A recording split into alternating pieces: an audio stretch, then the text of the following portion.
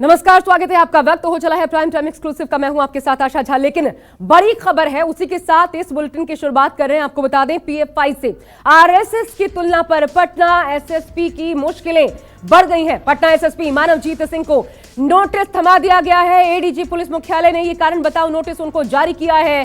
Patna SSP को अब इस पर 48 घंटे में जवाब देना होगा।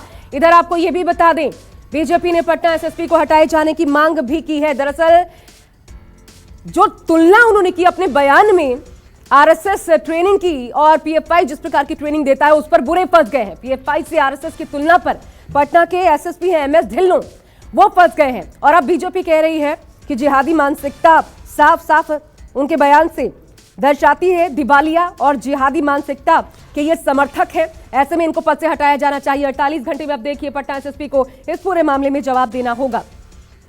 और चलिए अब आपको सुनवाते हैं कि पटना एसएसपी आखिर एमएस ढिल्लों ने क्या कहा, उनका कौन सा बयान विवाद का कारण बन गया है, जिस पर पक्ष विपक्ष आमने सामने है। सुनिए। बारी शरीफ में हमने पॉपुलर फ्रंट ऑफ इंडिया और उसका जो पॉलिटिकल विंग है एसटीपीआई, उनके कुछ कार्यकर्ताओं को गिरफ्तारी की गई है। हम लोगों को पता चला कि 6 और 7 जुलाई के बीच में 10-12 लोग अन्य राज्यों से आकर, विशेषकर तमिलनाडु और केरल से आकर वहाँ पे मीटिंग लिए हैं और कुछ लोगों को शारीरिक प्रशिक्षण दिए हैं। बिल्कुल नॉर्मल फिजिकल, कोई आर्म्स का प्रशिक्षण नहीं बल्कि शारीरिक प्रशिक्षण दिए हैं। ये लोग जैसे शाखा होती है, आरएसएस अपनी शाखा ऑर्गेनाइज करते हैं और लाठी की ट्रेनिंग देते हैं, उसी तरह से ये लोग शारीरिक प्रशिक्षण, फिजिकल एजुकेशन के नाम से लोग अपने यूथ्स को बुला के और उनको प्रशिक्षण दे रहे थे। और उसी के साथ ही जो अपना एजेंडा है और प्रोपेगेंडा है, उनके माध्यम से यूथ्स को ब्रेन वॉश करने का काम कर रहे थे। तो आपने सुना एमएस ढिल्लों का ये बयान, यही मुसीबत की वजह बना है। इधर पीएफआई से आरएसएस की तुलना पर भड़क उठी है बीजेपी, और बीजेपी ने क्या कहा, क्या मांग उठाई, ये भी सुनिए। राष्ट्रभक्त संस्था के बारे में, बाढ़ पीड़ितों और भूकंप पीड़ितों की सेवा करता है, ऐसे संस्था के बारे में उनका ऐसा वक्तव्य है। ये अपना इंटेलिजेंस जो फेल हुआ है उसको छिपाने के लिए इस तरह का वक्तव्य दे रहे हैं। यह बहुत ही दुर्भाग्यपूर्ण है। मैं इसका घोर निंदा करता हूँ। ऐसे व्यक्ति को पटना का एसएसपी बनने का जरूरत नहीं है। मैं सरकार से मांग करता हूँ कि ऐसे एसएसपी को पटना के एसएसपी से हटाया जाए। अब आपको राजद उनकी क्या प्रतिक्रिया आई, ट्वीट क्या है, ये भी बता देते हैं। आरजेडी की तरफ से पटना के वरीय पुलिस अधीक्षक ने संघ की मॉडस ऑपरेंडी के बारे में बिल्कुल सही कहा कि ये लोग शारीरिक प्रशिक्षण के नाम पर अपना प्रोपेगेंडा और घृणा फैलाते हैं और किसी क्षेत्र में पांव जमने पर दंगा, मॉब लिंचिंग, अन्य सामाजिक सौहार्द विरोधी गतिविधियों को अंजाम देते हैं। देखिए, ये आरजेडी की तरफ से प्रतिक्रिया है और इस पर और भड़क उठा है ये पूरा विवाद। सुशील मोदी ने अब इस पर क्या कहा, वो भी आपको बता देते हैं। धर्मनिरपेक्ष भारत को इस्लामिक देश बनाने की साजिश में लिप्त पीएफआई के संदिग्ध आतंकियों की गिरफ्तारी के बाद इस प्रतिबंधित संगठन से राष्ट्रीय स्वयंसेवक संघ जैसे देशभक्त संगठन की तुलना करना नितांत निंदनीय और अज्ञानतापूर्ण है। पटना के एसएसपी को ऐसा बयान तुरंत वापस लेना चाहिए, इसके लिए माफी मांगनी चाहिए। राष्ट्रीय स्वयंसेवक संघ एक ऐसा संगठन है जो देश प्रेम, उच्च आदर्श और सर्वधर्म संभाव का प्रवर्तन करने में लगभग 1 सदी से निष्ठापूर्वक लगा है। बीजेपी के नेता राज्यसभा सांसद सुशील मोदी, उनकी तरफ से यह बयान सामने आया है। देखिए। और चलिए, मेरे साथ इस वक्त 2 खास मेहमान जुड़ चुके हैं। सबसे पहले तो इस पर पूरा मामला समझने की कोशिश करते हैं। निखिल आनंद जी बीजेपी से, चितरंजन गगन आरजेडी से हमारे साथ जुड़ चुके हैं। पहले निखिल आनंद जी, मैं आप ही के पास आना चाहती हूं क्योंकि विरोध आप लोगों की तरफ से इस बयान का दर्ज करवाया गया है। ये स्लिप ऑफ टंग आप मान रहे हैं या फिर जानबूझकर दिया गया बयान? क्या लगता है आपको, ये स्लिप ऑफ टंग भी हो सकता है, इसलिए डाउट के जरिए ये छूट मिल सकती है कि माफी मांग लें, बयान वापस ले लें? देखिए, एक बात मैं स्पष्ट कर दूं कि एसएसपी पटना ने जब ये बयान दिया तो वो बयान देते वक्त काफी कूल कंपोज्ड मुद्रा में थे और पूरे ऑथोरिटी के साथ उन्होंने कहा है अपनी बात को, पूरे ऑथोरिटी के साथ उन्होंने कहा है। इसीलिए ये जानबूझकर दिया गया बयान है। इस बयान में कहीं भी स्लिप ऑफ टंग नहीं, उन्होंने लंबे एलेबोरेटेड बयान दिए हैं। इसीलिए मैं कहता हूं कि उन्होंने सरदार वल्लभ भाई पटेल ट्रेनिंग सेंटर में ट्रेनिंग की होगी, उनकी सोशियोलॉजी और पॉलिटिकल साइंस के ज्ञान पर मुझे हैरत है। और ये डेलिबरेट बयान है। और किस संदर्भ में उन्होंने बयान दिया है, प्रधानमंत्री जी के पटना दौरे के पहले पीएफआई के लोग पकड़े जाते हैं, एक मोडस ऑपरेंडी पूरा एक्सपोज होता है और ये देश को हिलाने वाली, देश को आतंकवादी गतिविधियों से त्रस्त करने वाली गतिविधियां थी जो एक्सपोज होती है।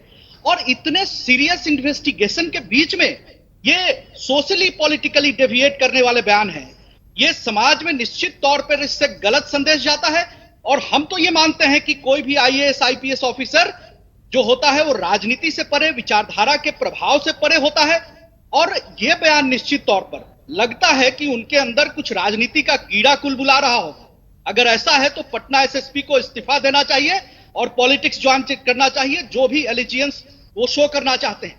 आरएसएस 100 साल का संगठन, लेकिन आरजेडी ने भी इस बयान का समर्थन कर दिया है। उन्होंने कहा बिल्कुल सही तो कहा, ये इसी तरीके से एक संगठन एक जगह पर पहले पूरी तरीके से संगठन का गठन कर लेते हैं, फिर मॉब लिंचिंग, दंगे, इस प्रकार की घटनाएं करवाते हैं। आरजेडी इस बयान का, एसएसपी एमएस ढिल्लों के बयान का समर्थन कर रही है।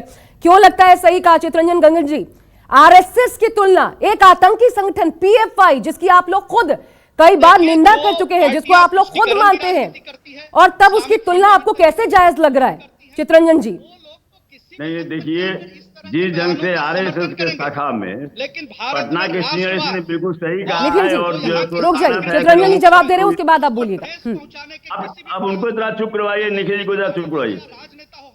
आरएसएस के शाखा में जिस ढंग से नौजवानों को, युवकों को ट्रेनिंग दी जाती है, शस्त्र चलाने का, लाठी चलाने का, और भी जो है हथियार चलाने का ट्रेनिंग दिया जाता है, ये भाई भी वही कर रही है। ये भी जो है उसी ढंग से अपने यहाँ नौजवानों को बुलाकर उन्हें ट्रेनिंग देती है। दोनों का सेम है। ये भी जो है तो अपना हिंदू राष्ट्र की बात करते हैं, वो भी मुस्लिम राष्ट्र की बात करता है।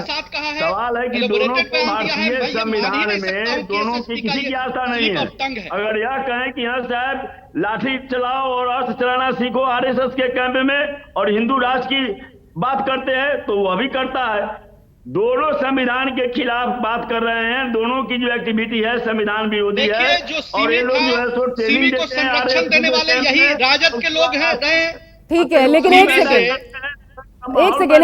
सेकेंड निखिल जी, ये जो गुस्सा है वो समझा जा सकता है। आरजेडी आपके विरोध करते हुए एसएसपी के बयान का समर्थन करिए, लेकिन ये बताइए सरकार में भी तो फूट है। जीतन राम मांझी की पार्टी हम, उनके प्रवक्ता भी ये कह रहे हैं, दानिश रिजवान, उनकी तरफ से बयान आ गया, हमने समर्थन कर दिया है, उनको भी हटाए जाने की मांग आप करेंगे कि इनको भी हटाइए? देखिए, पॉलिटिकल पार्टी का एक अफिनिटी है, जिस तरह के तुष्टीकरण वो आपके साथ है, सरकार में धर्मांधता की राजनीति, वो हमारे साथ हो या किसी के साथ हो, हम वैचारिक तौर पर अलग हैं, ये बात सत्य है। अगर कोई गठबंधन में पार्टियां हैं, वैचारिक तौर पर अलग है, तभी तो अलग अलग पार्टियां हैं। अगर हमारे राष्ट्रवादी सिद्धांत का, सामाजिक समरसता के सिद्धांत का समर्थन करती तो भारतीय ऐसी पार्टियां सभी समाहित होती। एक सेकेंड, बात कर रहे हैं ये दोनों, ये तो नहीं, एक सेकेंड, विरोधाभासी है ना। एक जगह अगर वैसा ही बयान देने वाले को आप हटाने की मांग कर रहे हैं, उनकी माफी तक आपको स्वीकार्य नहीं। एक सेकेंड, तो फिर दूसरी जगह आप उनके साथ सरकार में क्यों हैं?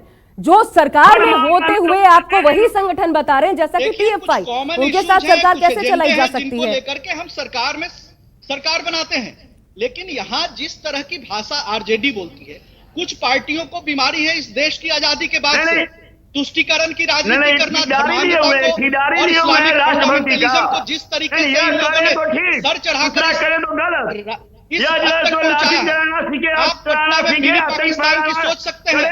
एक करके बोलिए, पटना में ऐसे बात समझ नहीं आएगी, उनको पूरी बात करने दीजिए, उसके बाद चितरंजन जी मैं आपके पास आती हूं। पीएफआई के लोग पकड़े जा रहे हैं, देश को दहलाने की साजिश पटना से होती है।